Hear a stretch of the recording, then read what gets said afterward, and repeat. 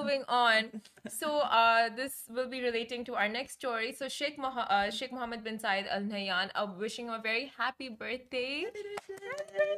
60 years, amazing. 60 years.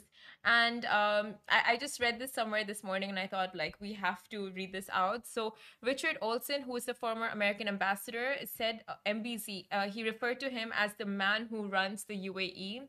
And I think that's very rightfully said, because he was definitely one of the main persons and the strongman who drove the UAE's rise to diplomatic prominence, leading to our next story of the Israeli PM to officially fly out to the UAE next week, marking his first official trip.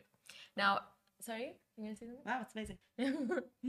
So, as a celebration of Israelis' normalization deals with the UAE, as well as a move to boost Netanyahu's diplomatic credentials ahead of his elections, Israeli PM Benjamin Netanyahu will be flying down to the UAE next week, and this will mark his first official visit since the signing of the peace treaty. Now, the trip has been planned for many, many months, but I'm sure you guys kept hearing, like, okay, he's coming next week, this week, that week, but it kept getting postponed. And the last time being in February. The PM was originally set to make the trip in November, then December, and then in January, but the pandemic, scheduling issues, travel restrictions, and internal politics crisis led him to keep pushing the trip even more. And also, he will be having his elections coming up on March 23rd. So this trip to the UAE is just set to boost his campaign and diplomatic achievements.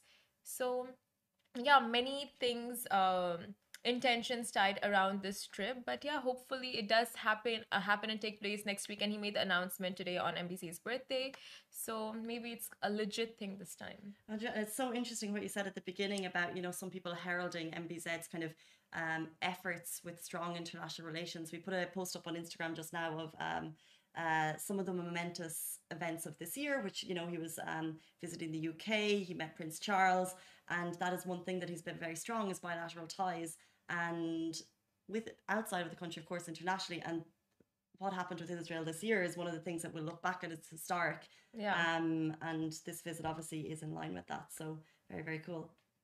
And also, the article Farah wrote yesterday, which is really cool, and I wonder if it's in line in any way. Israel is coming to the UAE on March 19th for a rugby match. Who is coming? Israel.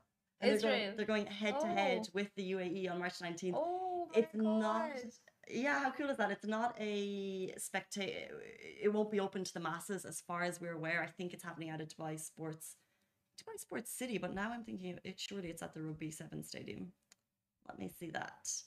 Dubai Sports City Stadium is apparently where it's taking place, but it's just one of these other small steps, which looks like just a small match, but actually it really shows how far the countries are coming. The fact that they're able to play sports together on UAE soil. Israel is flying in. It's amazing. First it was entertainment coming together, now it's sports coming together. So it's the bilateral ties have done a lot for the two countries, and we're just seeing it take shape now, and it's amazing. 100%. And we'll move on.